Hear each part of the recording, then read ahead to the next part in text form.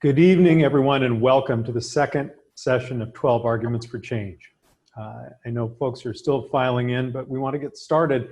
This is the second session where we are examining the question of what our future here in King County is going to look like, shaping King County's post-COVID future. I'm King County Executive Dow Constantine, and I look forward to continuing our discussion about making our region's future better than our pre-COVID past. I'd like to start by acknowledging that King County is on the traditional land of the Coast Salish people, and that I am tonight on the land of the first people of Seattle, the Duwamish people, past and present. I wish to honor with gratitude the land itself and the original people of the Salish Sea.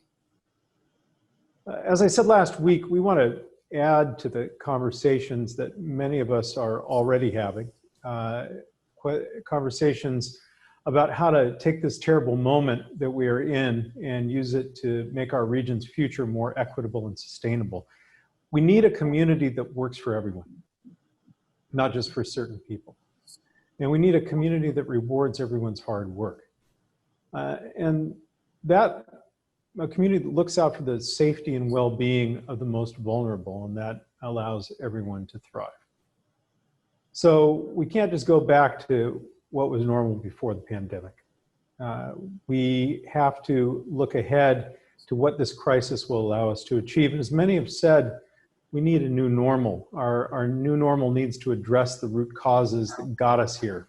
Income inequality, disregard for the natural environment, structural racism. So through these conversations, we hope to identify challenges and solutions to a more equitable and sustainable recovery in King County. At the first session last week, our panel discussed the key gaps to recovery.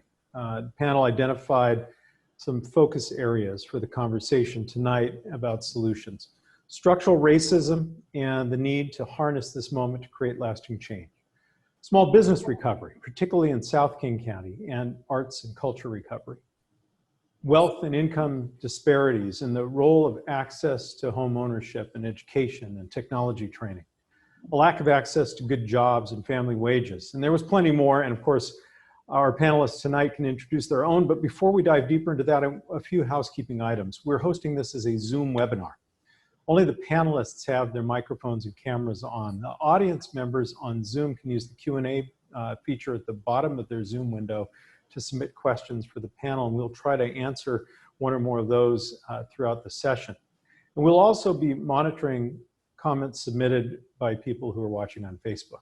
So tonight's panelists are Alyssa Macy, the CEO of Washington Environmental Council and Washington Conservation Voters; Stephen Severin, Operations and Booking at Neumos, Barboza and Life on Mars; Nicole Grant, Executive Secretary Treasurer of MLK Labor; and Sakara Remmu, Emeritus Chair of Black Lives Matter, Seattle, King County. To begin our conversation tonight, I'd like to ask each panelist how your organization's priorities and operations have evolved since this time last year. And we'll start with Alyssa. Thank you so much. It's such an honor to be here with all of you today. I really appreciate this opportunity to share some of my thoughts. Like many organizations across the country and the world, we have had to make a lot of shifts in how we do our work. The first being that we shifted from working in an office to working from home. One of the things that I was really focused on when I came into this new position was a focus on employee mental health. I think that's really important. I have seen what overworking and not taking care of oneself has done to me personally as just a person, not being able to function well. And so when I came here, I had this idea of really focusing on that. And the great pause, which is what I've been calling COVID, gave me that opportunity to work with staff to really implement things that take care of our people. And that has felt really good and important. I hope the shifts that we're making as employers is long-lasting change, and that we will continue to have healthier work environments for our people. I think COVID, like many have said in the last presentation that was made, that we are talking about amongst ourselves is, you know, we had this great pause and now we find ourselves in a great reckoning. COVID has laid to bear what people of color have been experiencing since contact in the 1400s. The institutional racism that people like me have experienced since the beginning of our relationship with new people from new parts of the world. You're seeing it in a way that we have always seen it. And I think that is something that is, it's good that this is happening, but it's painful. It's really, really painful for everybody, especially people that are experiencing this in really challenging ways. I came to Washington State because I felt like I could move the needle with the environmental community and how we do our work. We talk a lot in the environmental community about centering people of color. And that is something that I truly believe needs to happen. I have worked for my own nation, and I know what good relationships look like and what bad relationships look like. And so I'm really excited to be here in the beautiful state of Washington, working on things like salmon recovery, which is something very close to me as an Indigenous woman from the Columbia River. Just really feel blessed to be able to do this type of advocacy work. But I think as work, we are shifting and looking at how we prepare for the next legislative session, what that's going to look like. Are we going to be in person? Are we going to be doing something different? How do we actually ensure that people of color and those most impacted are centered in these discussions, that the input that they have, that their brilliance is included in the solutions that are being drafted by elected leaders? How do we ensure that that actually happens? I'm also thinking a lot, along with other staff, about how do we make sure we don't pit environment against jobs. I think that's the one thing, this friction that I'm seeing around environments and jobs, that scares me. I certainly don't want to see that we have rollbacks on progress that have been made, but I also want us to be bold in the decisions that we do need to make. And I think there's the big question about resources and how will we pay for things. We are going to have to tackle that problem. That is not going to go away. One thing I heard in the last presentation was this idea, this concept of incrementalism that we can continue to make, and I think that was Dr. Daniels that said that we can continue to make these small steps that will not add up to actually really address things. They might make us feel okay, but they're not really going to solve the problem. We are going to have to make major investments in our social safety net. We are going to have to take those bold steps to make sure that we can resource these incredible solutions that are coming from our community. And that requires courage.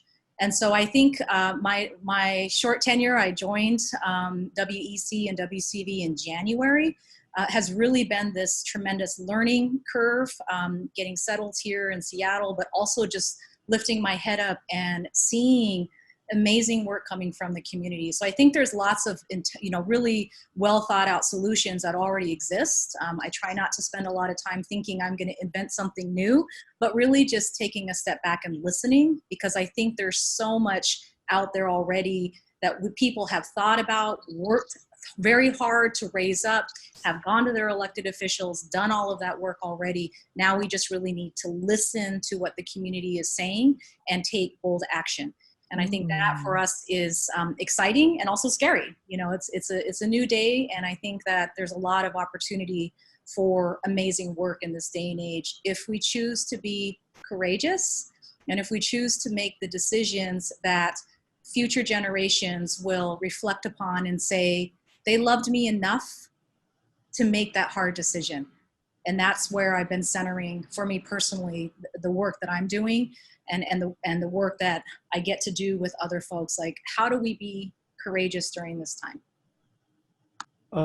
Thank you, Alyssa. You've brought up some great themes that I think we'll be able to return to about the intersection of anti-racism and environmentalism, of labor and healthy economy, of all the things we're trying to achieve. I hope that we can dive into a conversation between the panelists about that. I want to invite Stephen to tell us what he observes has changed in his world since a year ago. Thanks, Dow. Thanks for having me. Really excited to be on this panel with you other three amazing, powerful, strong women. Getting to have a quick chat yesterday was really impressive, to get to hear a little bit from your perspective of where you're coming from as I'm coming from a very different place where on March 11th was when our last show was at Neumos and most of the other venues around the state. And we have been closed since. Neumos, Barboza, and the Runaway have all been closed. We've had no shows and we've had no income. Life on Mars, we kept closed for quite some time until we felt that it was safe enough to do takeout, which we decided much later than what Governor Inslee had said was okay, just because we wanted to make sure that our staff and everybody was okay. The interesting thing about this is when all of this stopped, March 11th, by March 18th, I was forming a advocacy group called Washington Nightlife and Music Association. It was a group that I formed with all of the different music venue owners, GMs, talent buyers around the state, with the idea that we were going to save all the music venues in the state of Washington. A week later, I joined a group called NIVA, which is the National Independent Venue Alliance group, which is the same thing, except it's all across the country. It's 3,000 members. And since then, we have been doing everything that we can think of to be able to open again when all is said and done at the other end of this pandemic. Because as we sit right now, we've done surveys and it's shown that 90% of the music venues will not make it to the end of the year without some type of funding. The type of businesses that we're in, they're really large spaces. And when we first opened them, they were in places that people didn't really want to go. I've lived in Capitol Hill for almost 30 years now. I've been going to shows since I moved here when Moe's Rockin' Cafe started. And with that, it used to be Auto Row. Nobody wanted to be in Capitol Hill, especially on Pike Pine, maybe Broadway, but not Pike Pine. And through the years, it's now an entertainment district and costs a lot more to be able to run it. And so we've run into the situation of creating these areas that people want to go and have then, in essence, priced ourselves out of being able to be here. And so we're just trying to find ways that we can keep everybody around, because one of the things that a lot of people don't think about, because why would you? You have a million things to think about other than what music venues are doing. But I like to think of us as kind of like octopus arms. You have the music venues, and in order to have the music venues, you have to have the artists. Last year on my 2 stages, I had 600 shows and 10,000 different artists that I paid almost $2 million to. Those people, that money, that's their job. That's how they pay their rent. That's how they pay their daycare and their groceries and everything else that we do when we go to Amazon and go behind the computer and write our code, or go to Trader Joe's and bag groceries, or go to Boeing and design airplanes. That's what they do. That is their jobs. And with music venues going away, they've lost it. And the list goes on and on. There's the ancillary, all the other businesses that don't work right because of us, all of the beer companies down to the farmer that grows the hops to make the beer. And so we have just been doing what we can. The one thing I've learned more than anything is that, I mean, look, I'm a rock and roll owner, club owner. Music is what I do. Politics is not what I do. That is not my world. But what I've been able to do is connect a lot of people to get them together, so because we're all fighting for the same thing. And one of our biggest accomplishments so far is that we were able to get 1.8 million emails to Congress, all for asking them to support a couple of bills that we helped write and helped create, the Restart Act, which will help small businesses across the entire country, and then the SOS Act, which is specifically driven for music venues. So that's where we're at now, and hopefully sooner than later we'll be able to open our doors again and give you all a place to come to when you get off your day jobs. Well, thank you so much, Stephen. Nicole, what's been going on with labor? Labor is finding new relevance. We got deemed essential this year. It was arguably the only good thing that's happened in 2020, but it's been very significant for us to see workers who are in our grocery stores, healthcare workers, sanitation workers get acknowledged for how significant what they bring to society really is. And I just want to start by saying how thrilled I am about this crew here tonight, because it is very much as it should be. It really pleases me to see environmental justice and the arts, worker power, Black Lives Matter, and anti-racism in UDOW together. So I want to talk about how I'd like to see this recipe replicated in a lot of policy going forward as we claw our way out. There's been a lot of memes on Instagram and around this week acknowledging that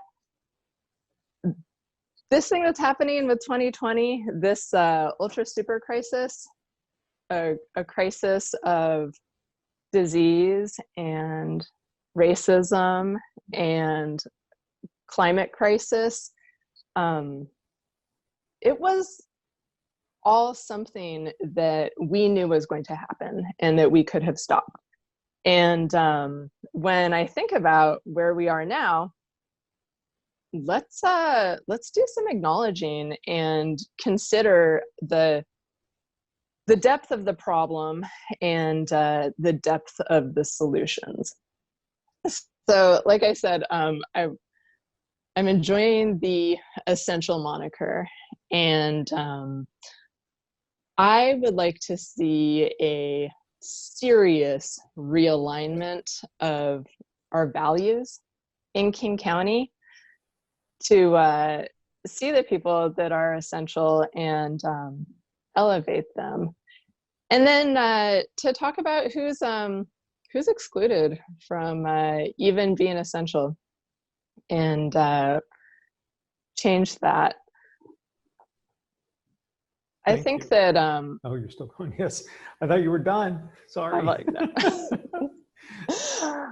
I think that one of the things though is the depth of the inequality has gotten really wild, and everybody is talking about how there's no money for anything. Like, oh, we'd like to do this good thing, but we can't, no money. And people are saying, oh, unfortunately, this bad thing is going to happen, but we can't stop it because no money. And I'm like, how are the two richest dudes on the planet here? And there's no money. And there's just this conversation like, oh, well, you can't because the tax code and like the legislation. And at a certain point, it's like, people are not dumb. And this is how revolutions happen. And I hope that it's like calm and planned and chill. But how are we supposed to seriously sit here with so many people being devastated by the problems in our society, and Amazon stock is just like boom, boom, boom? So that's what's hot on my mind, is a recovery that has some real acknowledgement of the relevance of the human beings that are making King County happen every day. And okay, now I'm done. Thank you so much, Nicole. Sakara, please. Thank you for having me. So the question was, where were we a year ago versus where are we now? And to back up a little bit even further from that, Black Lives Matter Seattle King County started in 2017. It was started to, number one, center an organizing Black activist group on Black LGBTQIA+ leadership.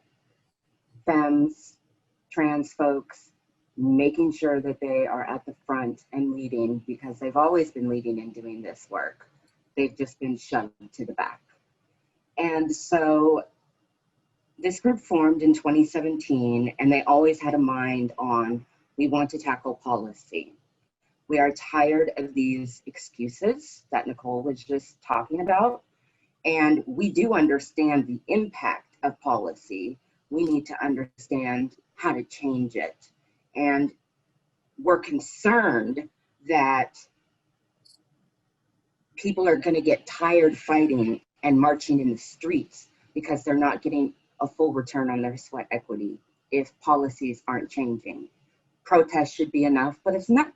We have laws that are racist and are built in, baked into our system since forever to keep certain people out of the process. And that is deeply rooted in colonization and deeply rooted in anti-Black racism. And so BLM SKC knew that at some point in time, it's going to hit the fan.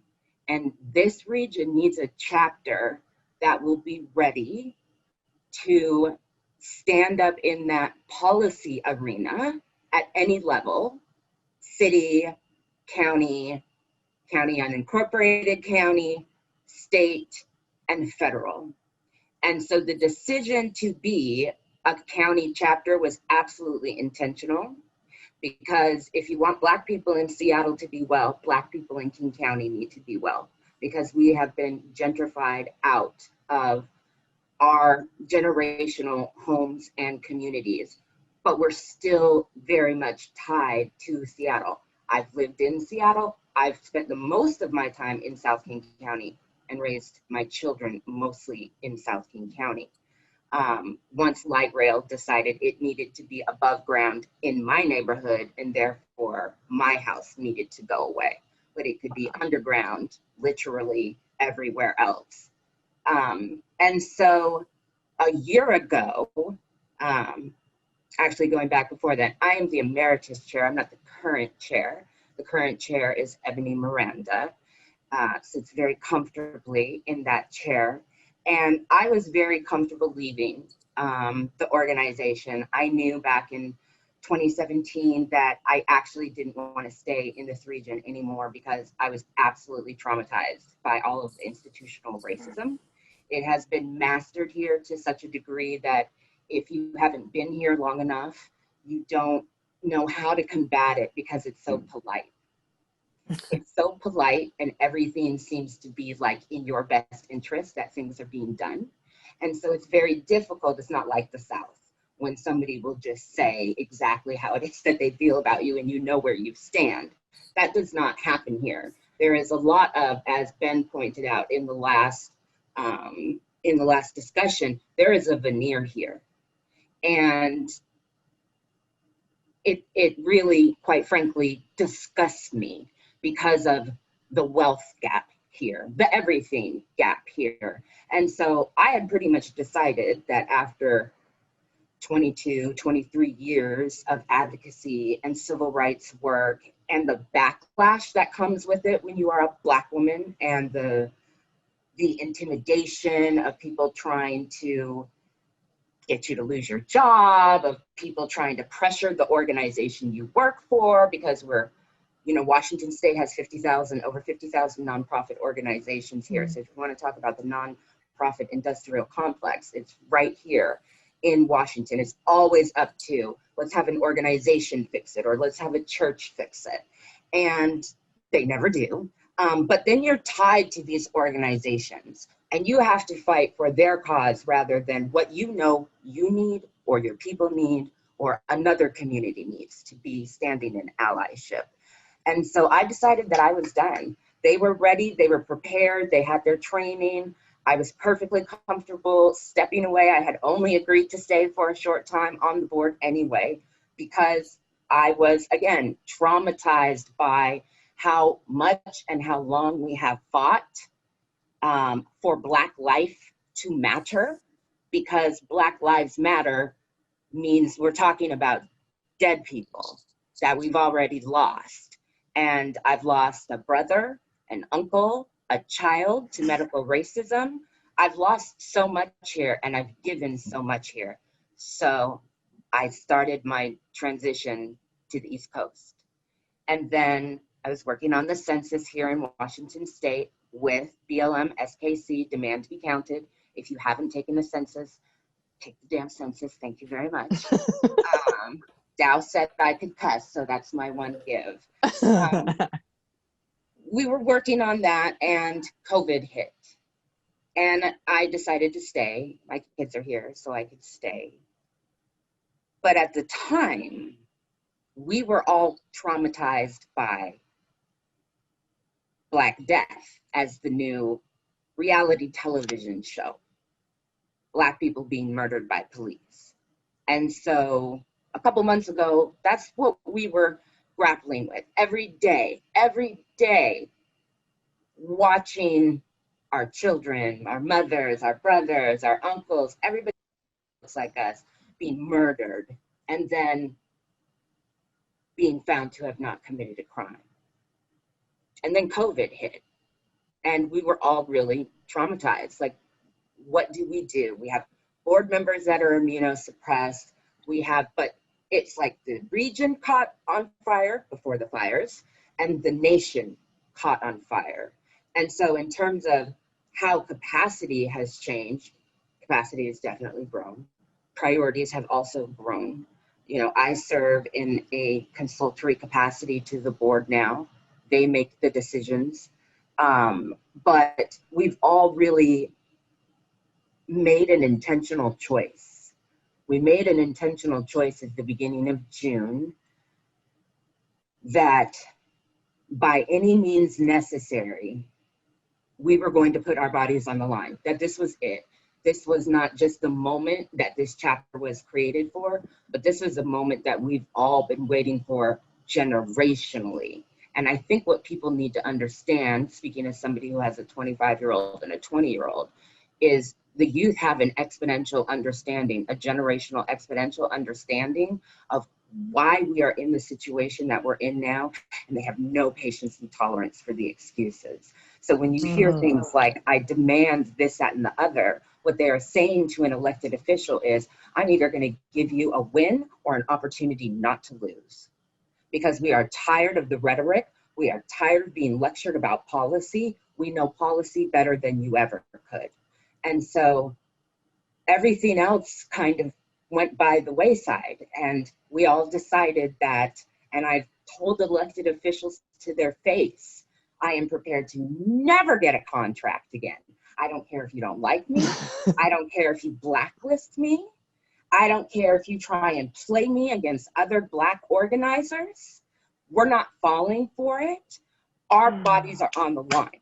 The window has flown open, and as soon as it hit its largest capacity, it has started to close.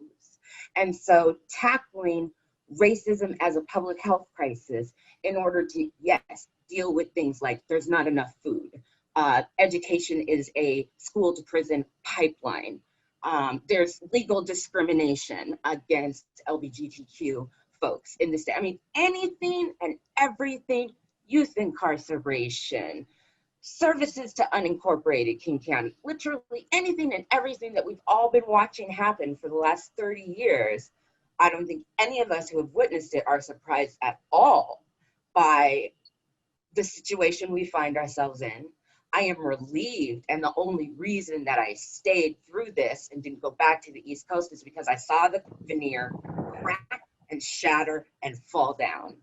And I realized that this was the moment for King County, which is a precedent-setting county in the country, to really do things differently. And I decided that I was going to start issuing calls to conscience to move things from, no, we don't know, what are we going to do, to here is a plan that you can implement to make it happen. I've been studying this county for the last 25 years and intentionally for the last 15. And so we are now, BLM SKC is now in a place to be able to directly invest in community. And I would like to issue a call to conscience to philanthropy here in this region. Going back to what Nicole said, you can trust BIPOC people with money. You can trust that. You don't have to come up with a criteria that doesn't allow us to make our own choices for our organizations and the people that we serve and what is in our best interest. And there's a huge gap right now. We see community filling these needs while philanthropy is trying to figure out, where do we fit? The answer should be obvious because we've been telling you these things for years. And so rather than waiting for folks to get on board, we're bringing them on board. We're telling them exactly what it is they need to do on behalf of Black people here, and what will happen if they don't. People will continue to die and suffer needlessly. And so yes, visibility has gone up, communications have gone up, being able to issue demands and have them met has quickened quite a bit. But there are even things that, we've worked on at the county level for years, and those things still aren't done, and we'll still be at the table working to get those things done. But I think it's fair to say that since June 7th, Mr. Executive, that we have started down a path that has the potential to really shift people's lives, to have a quality of life. That is the only thing we want. We want changes that are generational changing. And so when we issue a call to conscience to end youth incarceration by 2026 under a public health model, because racism is a public health crisis, those things swiftly come together because King County Public Health does a great amount of work there already. And so I feel cautious. I feel optimistic. I feel pain and trauma every day by the things that aren't being done, that could be done, by the people that I've lost in the past months. My life has completely changed. And I think for many of the current board members, it is the same for them, that life will never be the same. And so since that is the reality, we demand that the world change too. Thank you, Sakara, for a very powerful statement and for your leadership for our community. This is a real moment when we can make the kind of changes and progress that didn't seem possible a year ago and even 6 months ago. And I keep thinking of the window metaphor that you said, that just occurred to me. The window is flung open and then it starts to close, and you have to force your way through that and accelerate the work and change people's receptivity to rapid change, right? And I think, you all are on this panel because you have a lot to say. So I'm kind of throwing the schedule out the window here. I just want to jump down to a question that gets to the heart of things. First, giving respect to the previous panel, they identified some focus areas: structural racism, first and foremost, the imperative of saving small businesses and sort of arts and culture. And the obvious wealth and income disparities in this community and across the country, housing and homelessness, education and technology training, access to jobs with wages you can live on, and environmental justice. And there were other issues that came up both from the panel and from the audience. I'm going to just simply ask you, and I guess we'll start with Nicole this time. The crucial question, what do you see as the opportunities for a strong recovery and a recovery that is different than going back to the prior status quo, one that creates a community that is equitable and sustainable, a region that is equitable and sustainable? And what do we as a region have a chance maybe to do particularly well, not just our glaring deficits, but what are the assets that might allow us to set a better model for the country? Cool. Well, I like the way you said that, Dow, about how, maybe people didn't believe that a really good thing could happen. We didn't believe a really bad thing could happen. Mm-hmm. And now we know that anything can happen. And so, if I'm going to pick one, I'm going to say universal health care. And it's because it's a topic that's touching everything. It's, pretty brutal to be in an international pandemic and be in the country that doesn't have health insurance for everybody. That seems very wrong from the pandemic aspect. But to see the compound tragedy of racism and health, and then just to look at what's the plan, how are we going to get this world running again? One of the things is that we need people to be able to do what's right for them. And for a lot of people, what's right for them right now is actually being a student, or what's right for them right now might actually be to retire. But people are forcing themselves into this totally shrunken job market because they have got to have health insurance, and that is the only way to get it, is at your job. And that's just really a negative force that we don't need right now. If we could have everybody on universal health care, I'm like, just give me what Canada has, or maybe we could do better than that. But if we could do that, I think we'd see some things fall into place. Alyssa.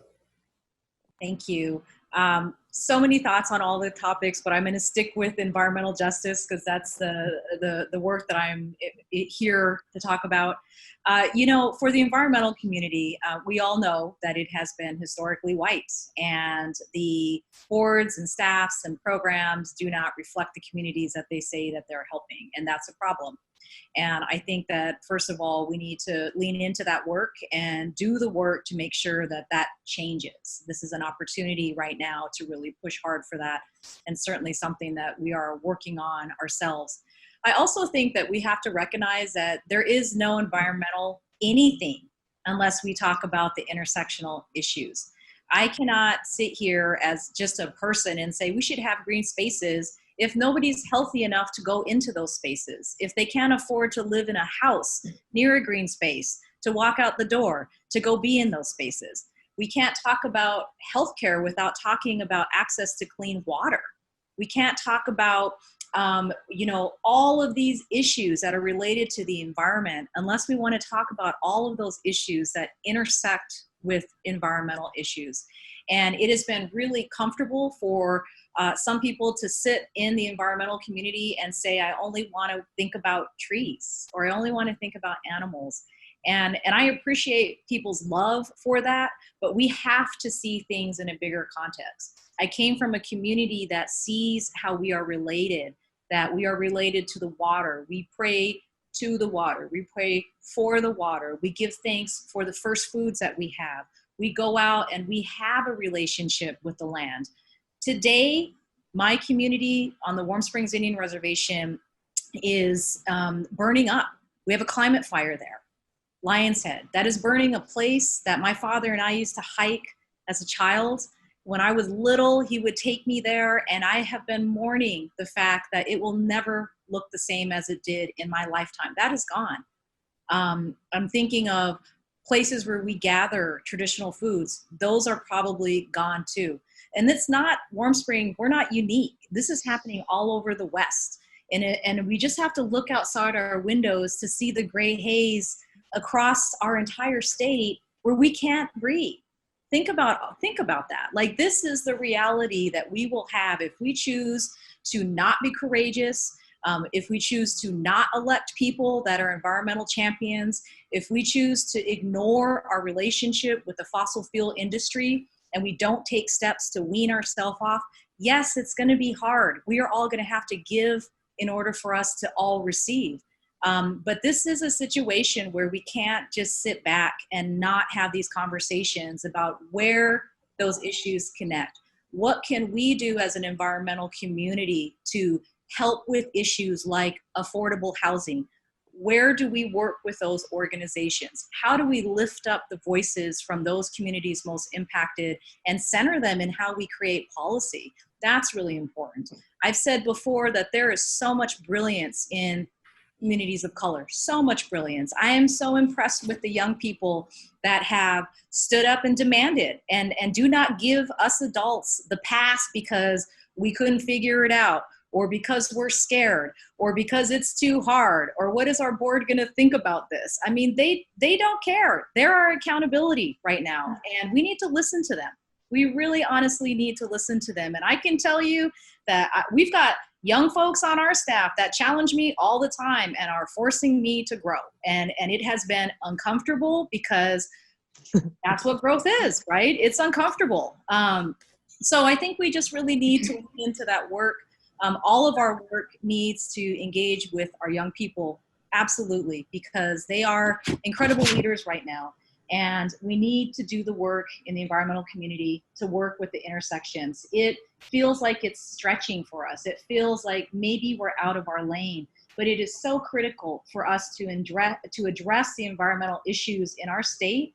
We have to see the world and the connections of our work to bigger issues like affordable, housing, quality education, reducing our reliance on fossil fuels, having access to clean water. That is like that we talked about years ago. People have said there's going to come a day where we're going to have to pay for water, and people thought that will never happen. Here we are. Maybe there's going to be a day, if we don't take action, where we have to pay for clean air, and it'll come in a bottle that we connect ourselves to. That could be our reality. So I really feel like in the world that I exist in is an environmental community. There are great people, smart folks here. There are lots of people of color that are leaning in saying, do better. We expect you to do better. And I think that's a tremendous responsibility and something that I personally take very seriously. But I want to make a call to other environmental organizations that we all collectively have work to do to be better. And so I challenge you, I invite you to be a part of that. I'm certainly new to this area, but I'm not new to the Pacific Northwest. This is my home, my traditional homelands. We're here. And again, I'm just really thankful in a lot of ways for what we're experiencing. That sounds really crazy to say, but had this not happened, we would have continued on as we have been. We would have taken those tiny steps. We would have maybe gotten somewhere substantial in 20 years, but by then it might be too late. So we needed a wake-up call. And I think the earth is telling us, you need to take a moment to pause. You need to take some time to reckon. And now you need to take some time to heal. And I feel like we're at this moment in time where it is a healing moment. For folks that look like me, Black and brown bodies, we have so much trauma that we need to heal from. Sakara mentioned that. That is true. We're carrying it, generations of it. But white folks got healing to do as well. And so right now we're at this time where the most revolutionary thing that we could ever do is to pay attention to ourselves be good people. So when I have to have a difficult conversation with Stephen, I can have it that comes from a place of love and respect, not from anger and hurt. And I think that's where I'm hoping, and I pray a lot about it, that we just take those moments to be in this time of healing, and that we really lean into that and do the work that we need to do to be better people, to engage in this work in a healthy way. Thank you. And in a moment, maybe you'll get a chance to engage Stephen in that very conversation. We're going to throw it open to have a little conversation among the panelists, but I'm going to turn to you in a second, Stephen. I just wanted to answer a question from someone's watching on Facebook. What is being done right now for smoke shelter for homeless people? We were fortunate in that we had already set up some shelter in Soto with really advanced air filtration to prepare for homeless people and others who might need to go into isolation or quarantine because of COVID. And that was standing ready, anticipating a potential upsurge in infections in the fall. And we were able to, within less than 24 hours, convert that and be able to invite homeless people in to get out of the smoke and get into a healthier environment. It's still distanced enough that it has a minimal risk of COVID infection, even though it's indoors, and it has this excellent air filtration. The Salvation Army, along with volunteers from King County Public Health, came in to staff it. We have nurses, we have services that people can receive while they're there. And we started with 22 people. We had, I think we have 100 now who have sought shelter there. This is just showing what enormous need there is in our community. But this particular need to get away from hazardous, unhealthy air because of the wildfires is going with global climate change to become an ongoing, potentially annual challenge that we have to face up to. And those of us who have the good fortune of having a home, be able to shut the windows and doors, are much, much safer. And it's just another iteration of the same pattern that goes on throughout society with both income inequality and racially based disparities.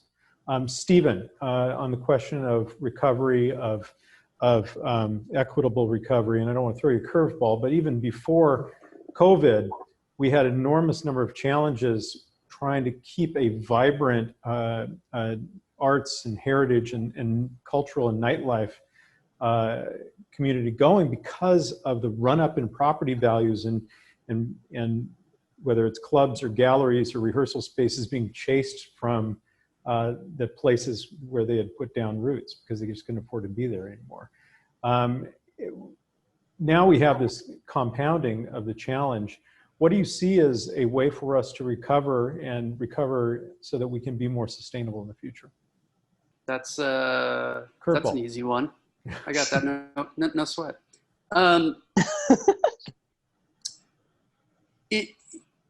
It's tough because this all started in March and we started talking with people and everybody we talked to was like, you know, end of the year, all be done.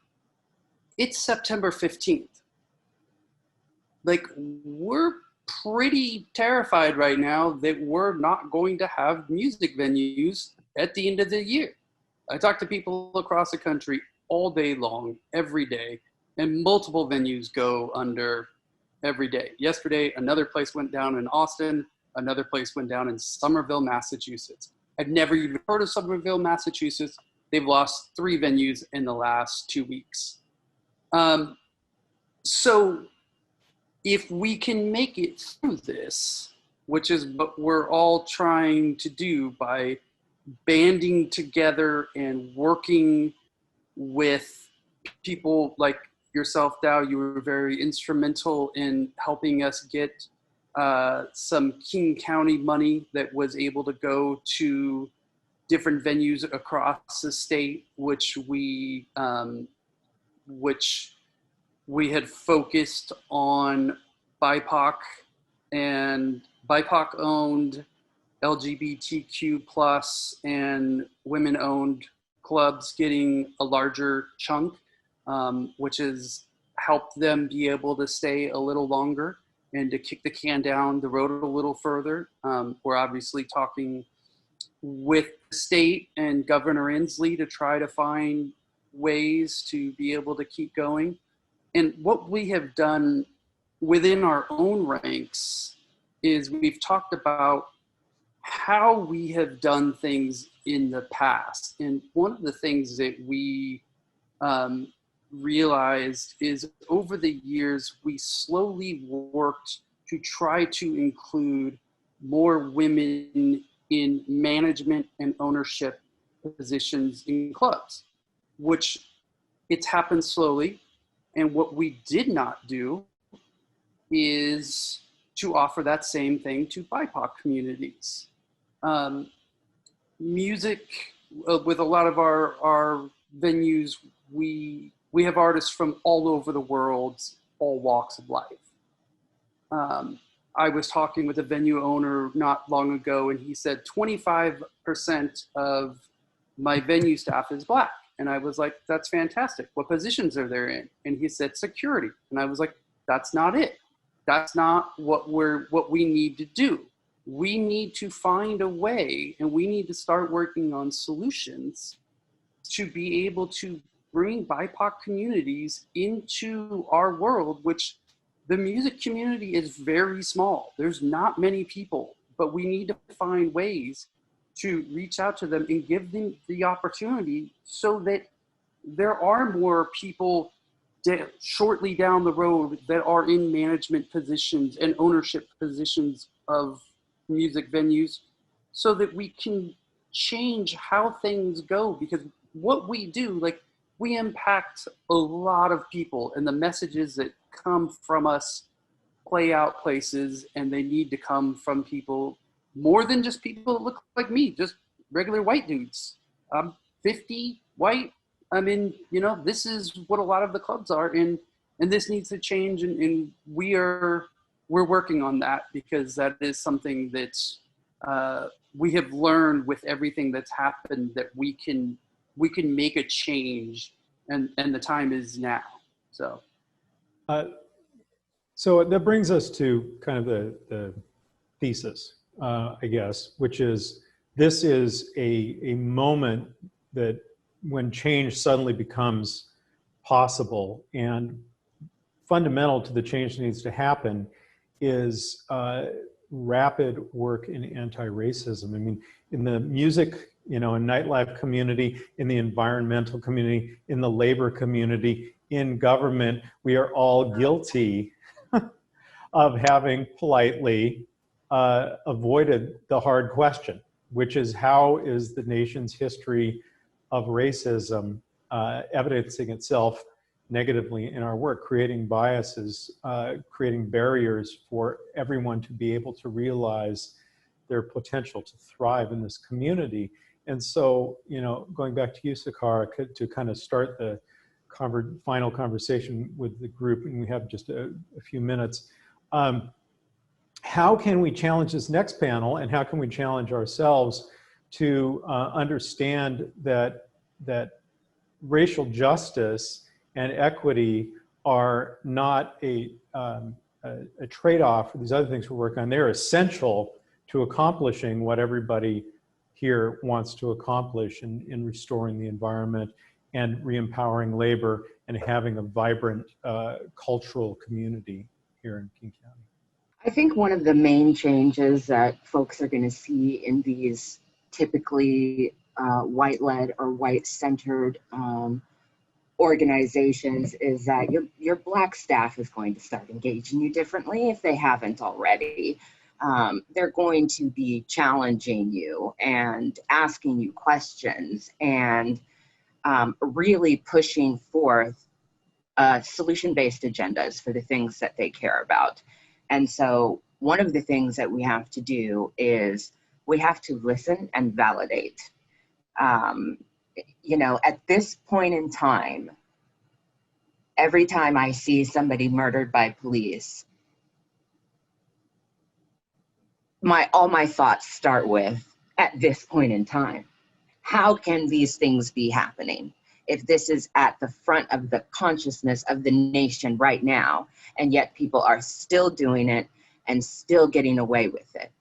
Yes, that's some of the most egregious of it, but we have to really 100% rethink why we do the things that we do, and white people need to stop hiding behind their intention and take full accountability for the impact that they have in their relationships, in their work relationships, in the privilege that they have and who they extend it to. As Stephen said, hiring 25% of security guards makes you feel better. It makes you feel like you're doing something. That is what we call transactional. Black people and people of color are tired of having transactional relationships that mostly benefit white people or white institutions insofar as they make you feel not racist. What we need going forward are relationships and policies and laws that are transformational for us, that are generationally transformational. And so we know, Dow knows, housing has been stolen from the Black community. Our legacy homes, our generational homes are gone. But there are things that renters, property owners can be doing to empower renters to save money, to buy a home. Those things don't happen here in Washington state. And to me, I use this word a lot, it's abhorrent. It's abhorrent that we don't have actual real community investment funds. So those are kind of some of the smaller things, but on the big scale of where we need to go when we're talking about what Ben was saying is, we have to take really, long steps here. We need a basic income in Washington state. We need an end to welfare to work, and I challenge the Attorney General to suspend it and sue the federal government. Instead of having these punitive policies that punish families, people need help. And this is not the time for punitive policy. And in terms of restoring power and equity in the state of Washington, it's time to restore the voting rights of those who are incarcerated.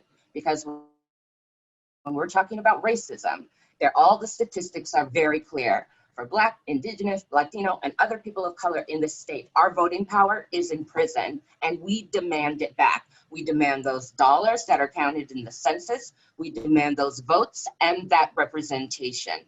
And although the governor has not responded to the over 40,000 messages he has gotten, we will be pursuing that throughout the end of this year and during the legislative session. Thank you so much. I'm going to have that be the last of our official conversation. I'm going to ask the panelists to stay after school if you don't mind, so we can continue.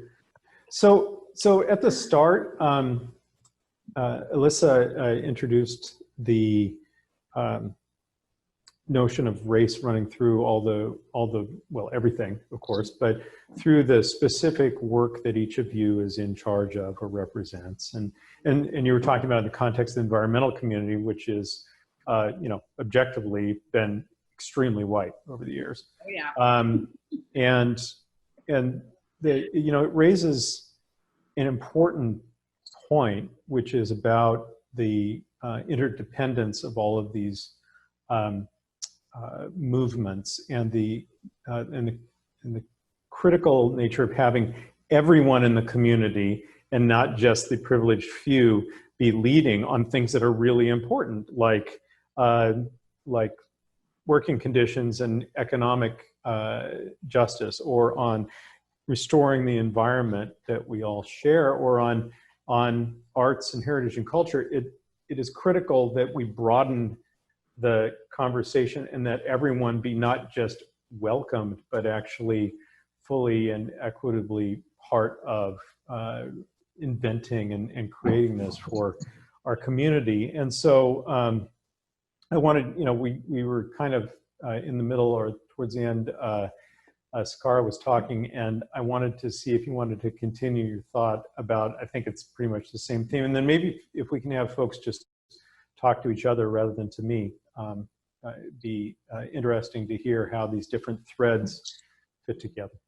I was reading in the South Seattle Emerald the coverage about the air quality in South Seattle versus other parts of Seattle. and South King County. I mean, I'm actually in downtown Seattle right now at a hotel, because in South King County, it's like standing smoke. Just you go outside and it's just standing smoke. And obviously that is connected to, as Dal was saying, like the quality of the home that you live in.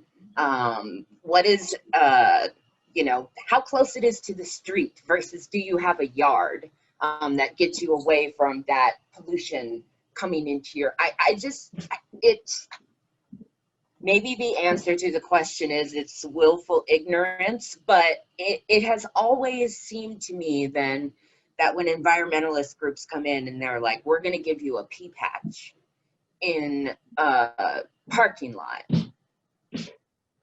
and that's our thing.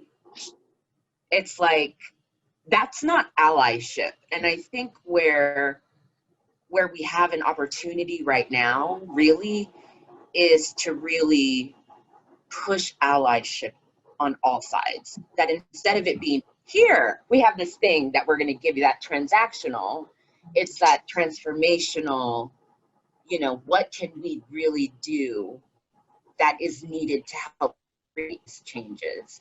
And where can environmentalists really weigh that voice? And I'm wondering why they don't. I'm wondering why they don't either. You know, Okay.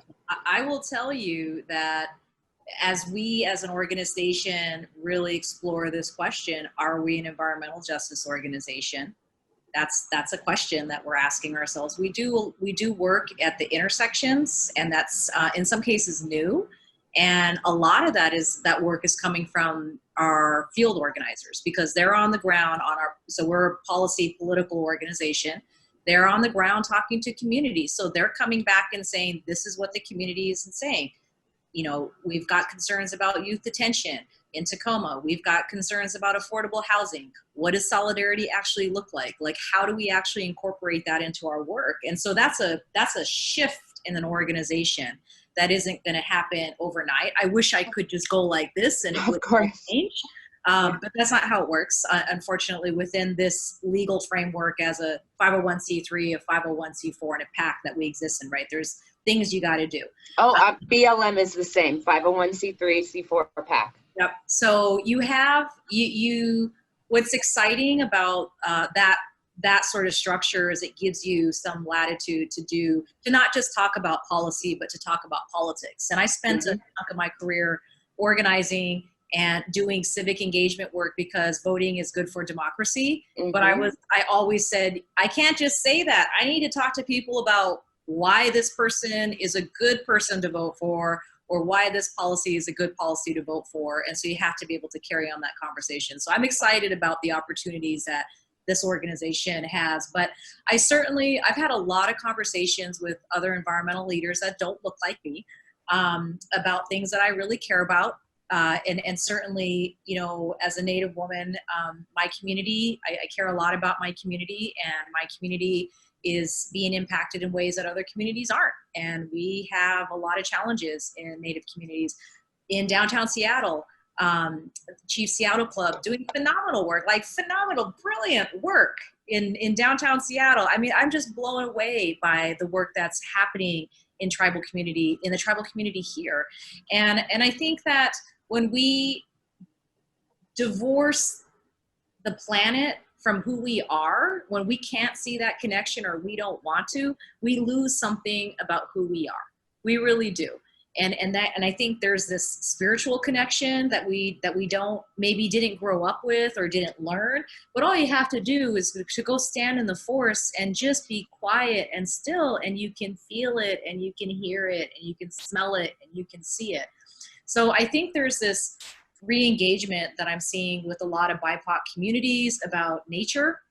You know, there's a lot of safety issues about being in nature. If you are Black or brown, that's just the reality. But there's this desire to reconnect, and that really makes me feel like, yes, because people of color overwhelmingly recognize the value of the environment. So why aren't other people doing that? And I think that shift is happening. It's like pushing people to be in that that growth area, that place of uncomfortableness. And I've done fairly well in my career having conversations with people who don't look like me about things like that. And I think, as I was, kind of jokingly saying, Stephen, I come from a place of really, I have a lot of love for people, and I believe in the good of people. And I think that is what keeps me going every single day when everything seems like really overwhelming or impossible, is I believe in people, and I believe that people have the ability to grow and change, but they need to have somebody to hold them accountable. And so I turn to the people that say they're allies, and I ask them, we need you to be accountable. We need you to be an ally. I can't be the only person saying this, because that doesn't always feel good if I raise the issue and then I stand alone and nobody supports me. I will still say it, and then I will carry that feeling of loneliness and abandonment. I'll take that away because I know how important this work is. And I'm not gonna shy away from the opportunities to say something that needs to be said in a crowd of people that maybe don't want to hear it. And here comes Penny wanting to make her appearance. So, I'm optimistic, and I've heard really good things coming from the environmental community. It's going to be a shift. I think the way that we're funded as organizations, as environmental organizations, right. foundations are going to hold us accountable because they are being held accountable for where they invest money. So that's going to trickle down to how many nonprofits did you say there were in Seattle? In Washington State, there's over 50,000 nonprofit organizations. Oh my God. So the 50,000 nonprofits in the state of Washington that get foundation money, they're going to be asked this question about what is the demographics, especially your racial demographics of your board and your staff and your senior staff. And those are legitimate questions that need to be asked. So I think the nonprofit community, and certainly historically white-led organizations, are really being challenged right now to address those in real ways. WEC is a 50-plus year organization. There has never been a person of color that has led this organization. Wow. And so here I am, like, I think I can move the needle. That's the little part of me that I'm like, who do you think you are? But I just have faith. And I think that's what drives me every day. And I get up in the morning and I'm like, what can I do today to make a difference? And even if it's just something small. But I just think that there's an incredible opportunity right now in what we're going through. I agree. We just have to lean into it. We have to be brave. And I didn't get to say this on the call, but now the Dr. Daniels at the end of the conversation said, what I want to see is that King County declares itself as an anti-racist county.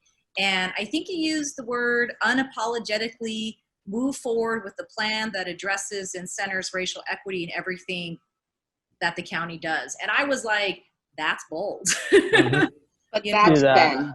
That's Ben. Yep. And that's why you bring him to the table. He has been taking care of our children and pronouncing our children dead for 25 years.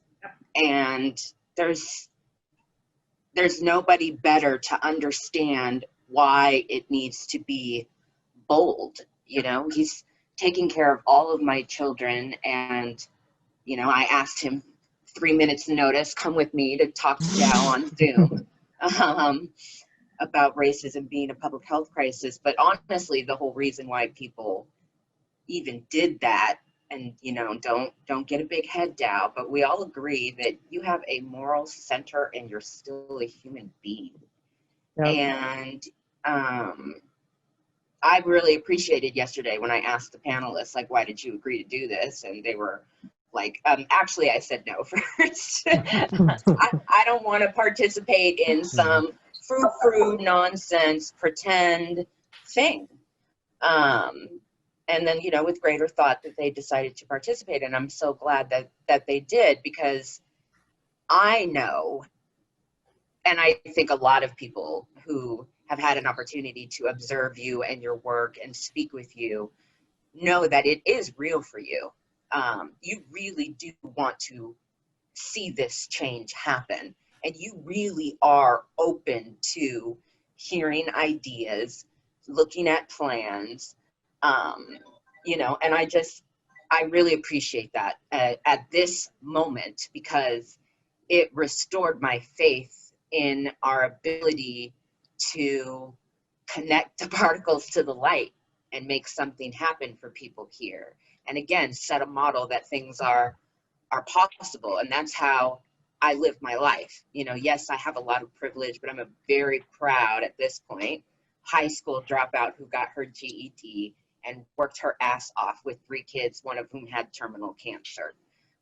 So I'm just so grateful. I really am truly, truly grateful. And I have to leave now, Mr. Executive, because I have to prepare the book for tomorrow. Okay.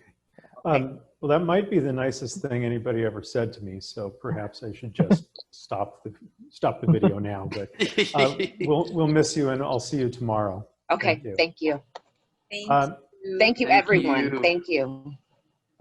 So Nicole and Stephen, can we just pick up the threads and continue the conversation? I'm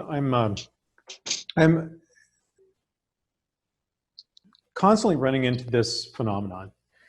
It's like, yes, I understand that anti-racist work is important. Yes, I understand that there's racial bias built into the systems in the society, and I want it to change. But the work that I'm doing is so critical. The work of ending global climate change, the work of undoing gross income inequality, the work of helping the cultural community survive and having vibrant, that like, I'm with you, but it's not really my work. And I think that, and I see that with some of our departments, and, you know, the employees in King County are working so hard to get their thing done. How do we broaden the aperture to allow anti-racism work not to displace the critical, important work that people are doing, but rather to be a part of and lift it up and strengthen the work that everyone is doing in all of these important areas? I want to, so I don't want to like blow anybody's story, because it's something happening internal to labor that's going to come out tomorrow. But somebody on my board of directors basically called me last night and said, hey, I'm going to announce at our board meeting tomorrow that I want to step off the board to make space for a Black leader on the board. And I was like, yes, tell those other people to make space for Black leadership.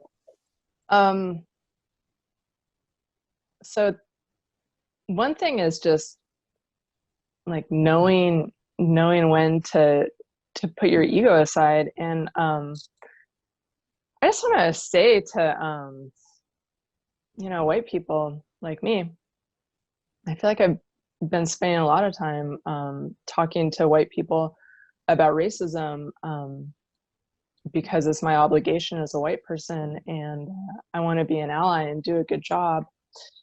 Is that you know, for white men and women, your white supremacy, it's not you. And for white men, your toxic masculinity, it's not you. And the reason is because those things are inhumane, and you're a person, so that can't be you. And it's not good, and it's not good for the individual.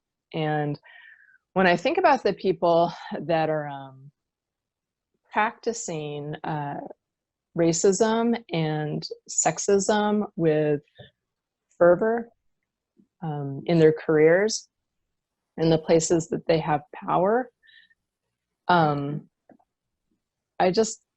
want to say that that white supremacy and that toxic masculinity, it's not good for your heart. Like, it's not good for your life. It's not good for your relationships.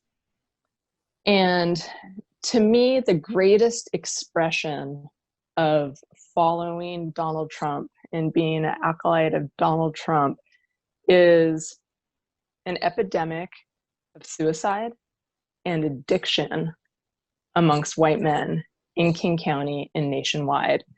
And I just want to say, like, there's another world out there. Like, you can be an ally, an anti-racist ally. You can be a feminist ally. You can be an LGBTQ ally, and just walk away, because it feels good to try to do the right thing. And so, I don't know, I think about like the cool things that are happening in labor and in the arts and environmental justice and government. And I just want to tell people, like, it feels good to be an ally, like, do the right thing. You know, I do really feel like this is a moment, and if we can just find the right way for everybody to kind of sync up the energy, the work they're doing, we can push things forward very, very, like, disarmingly rapidly. But we're not going to be able to do it if we can't all stand and listen to music together. So, Stephen, what do you think of all this? I mean, how does this play out in the music community, and how can we align our efforts so that we're both aggressively taking on the challenge of anti-racism and rebuilding a cultural community that has been devastated first by the run-up in property values and now by the COVID shutdown? Sort of going off what you had just said, Nicole, somebody had just asked me to be on a board, and I said no. And I'm not saying this because I want my cookies, but I said no because nobody needs to hear my voice. I was like, I don't need to add to what they're doing. It's not going to do anything. I'm already on there. Like, I'm already represented on their board. They don't need more of me.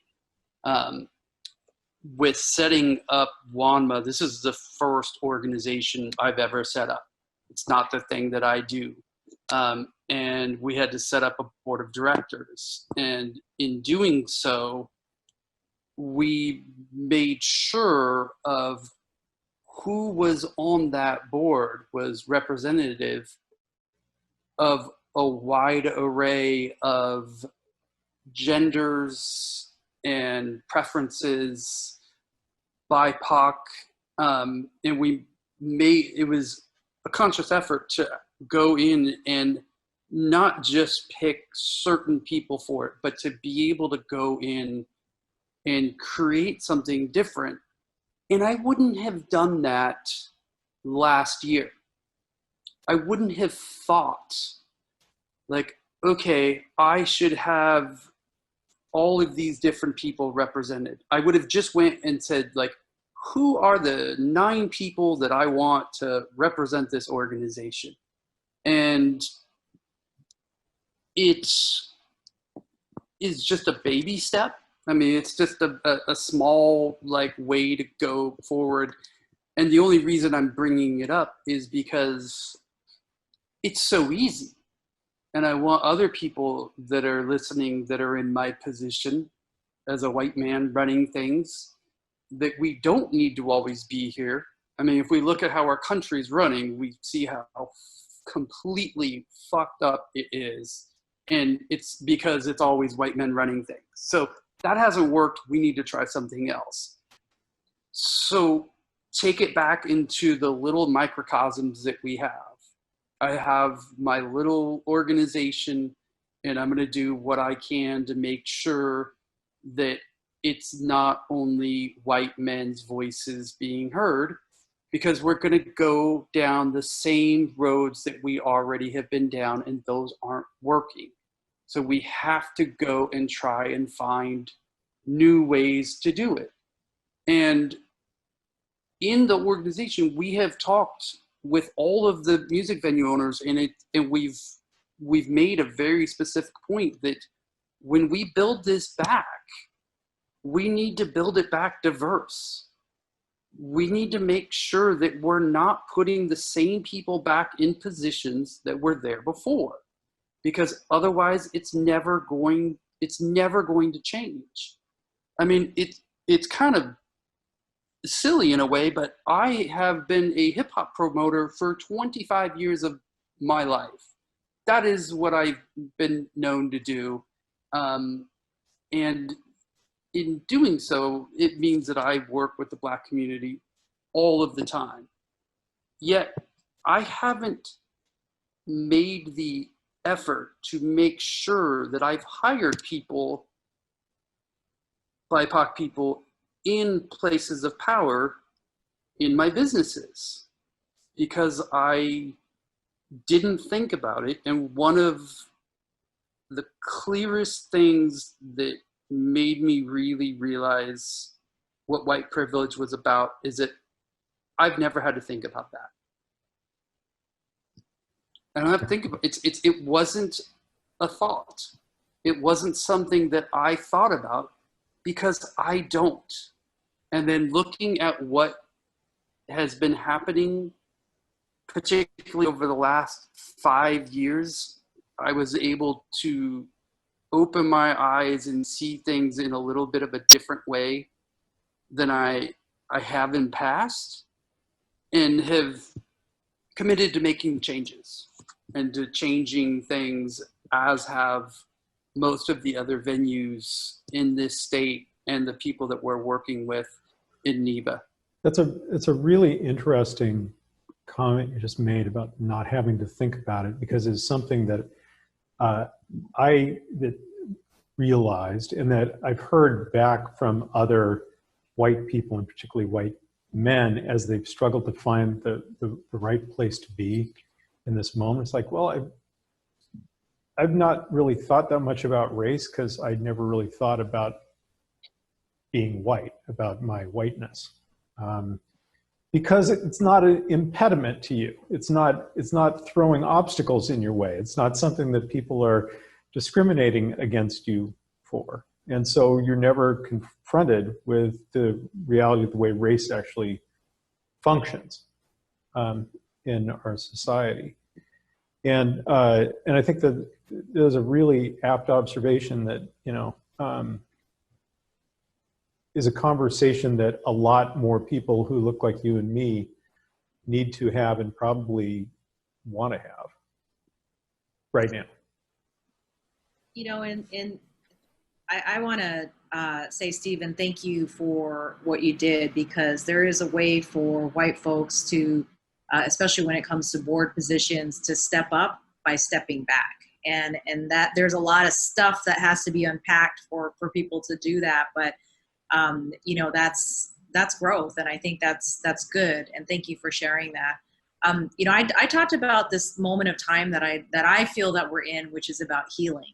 And there is a lot of things that we all need to unpack about how we walk in this world and how we exist in this world. And it's real. I mean, it's very, very real. I grew up in a small business. I grew up in a tribal community. I can remember the moment where I realized that my teachers were different and that I was somehow different. I remember being in school, having another student's parent call me a dirty Indian, and not really understanding what that meant. Like, in my mind, my young mind, I'd said, I shower all the time. How can I be a dirty Indian? But those are the type of comments that people would make. And I've seen my family be discriminated against. I have been discriminated against. I have walked in stores and been followed. So my experience as I walk through the world is very different. And I'm not necessarily saying, Nicole, fix it. What I'm asking white folks to do, and what I think a lot of people are asking white folks to do, is to turn that mirror on yourself and start working on the things that the racism that exists in who you are. We're all conditioned based on our reality, right? And our reality is we live in a racist society. There's institutional racism. People have benefited and people haven't benefited. So we just there's no argument about whether or not that exists. That is the truth. So we have to take our steps to colonize our minds, to deconstruct what we're seeing, and to do the hard work. And it is hard work. That's the most revolutionary work you'll ever do in your life, is to just work on all the stuff that you're carrying around on the inside that makes you not have healthy relationships, that makes you make bad decisions, you know, and it's a journey, and it's a lifelong journey. And I think if we can get people to like get to the point where they start that, and they have people around them that will support that, we will be a better nation, because we can see with eyes that are clear, a clearer mind about what we're all experiencing. And I, you know, my family is diverse. You know, my paternal grandfather is white, and, you know, so I have white family. I have family that are Native and Black. I've got lots of Native family. We have cousins that are Latinas, Latinx and Native. So we're such a diverse community, and there's so much amazing strength in that. And coming to Seattle and being so excited to be here, not expecting the world to go upside down, you know, like 6 weeks after I got here. The timing is questionable for me personally, but you know, I think so much about what the opportunity presents ourselves, and it's going to be hard work. And folks like yourself, Dow, that are in leadership positions, you know, I have never aspired to be a politician. That has never been something where I was like, that seems like a good idea. It just seems really hard. Right now, it seems exceptionally hard. So thank you for the service that you're doing, and I hope that you continue to grow as well in all of this. And Stephen, just got to do a shout out. I'm a big hip hop, you know, I may have grown up on the res, but hip hop was my music. And so there has been like a total disappointment that my move to a city with such a lively, you know, music place is not that in 2020. And I'm really hoping that in the future it will be that. But I spent a lot of time in the Twin Cities and very familiar with the hip hop community there, and just spent a lot of time at all of the beautiful venues there. And so I think a lot about the challenges that you're all facing as the owners or the operators, but also I think a lot about the artists. And I personally am so thankful for all of the music and all of the art that is like coming through social media, the ability to see DJs that I could never travel to where they were at, all of that. Like I live stream so many different DJs off of Twitch and off of Instagram and Facebook, and that has been for me, like music and art has been what I feel keeps me sane during this time. And so, you know, I know that it's a challenged community, and I'm just so thankful for all the creative folks out there that are expressing what they're feeling through the arts, and they're being so generous and sharing it with so many people. And I just hope the creative community gets the support it needs as well, because they are my personal lifeline in these times. Well, thank you. I'm going to have to bring it to a close, but that was a great way to end this. And I want to thank the three of you. I want to thank Sakara, who had to drop off, and Alyssa, I want to thank your not entirely patient cat, who clearly wants you to stop this and pay attention. It has been a great conversation, and I hope we can continue it. I mean, apropos of your earlier comment, Alyssa, about running for office, I mean, the reason one does this is to try to, you know, and it's kind of trite, but to leave the place better than you found it, or better than it would have been without you. And the reason I am so excited about this horrible moment we're in is that the window has finally been thrown open, and there's a chance to do that. And, you know, 25 years of toil might have the opportunity to really, you know, and there've been achievements, but to do something profound if we can figure out how to all get aligned and push it forward. So I'm very, very excited for this moment, and that's why we're doing these conversations, to see what we can generate, the forward progress we can make. Thanks to all of you for being on today.